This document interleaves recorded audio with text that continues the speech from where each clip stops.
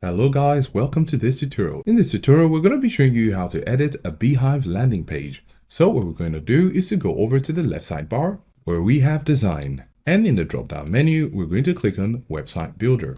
Now in the website builder, you have a page like this where you have the main side on the right, which is your newsletter. And then on the left, you have some customization options, such as the logo and identity, the global colors, the typography, radius and shadows, and you have some other options. So for example, if you want to change the logo, you could go ahead and click on logo and identity. Usually these options have this arrow here, so we're going to click on it, and then we can see the logo, which is similar to this, and it also appears here. So we're going to go over to publication settings, and on the publication settings, you have some options such as company, publication, and other info. However, the basic info, which is where we're currently under, is where you can change the logo. The logo will appear across your publication.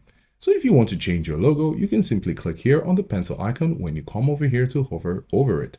And then the thumbnail also, you can come over here to change it. You could also decide to change the publication name, the inline description, and the reply to address. And back here where we have global colors, you could also click on it. And here you have the different color settings. So you could decide to change the color as you wish. However, under functional, you have background color, and you can see that the background color is currently white. If we want to change it, we can simply use the color wheel here, and we could drag and drop it to wherever we want. If we do this and click outside that area, you're going to see that your background color for this form is now a hue of pink. So you can go ahead and make it to your preference. The same applies to typography, radius and shadows, and the other options to make your website landing page your own. So after that's done, you can go at the top here where you have styles. You also have layout and settings. Under settings, you can of course set your SEO, social links, email capture, and things like that according to your needs.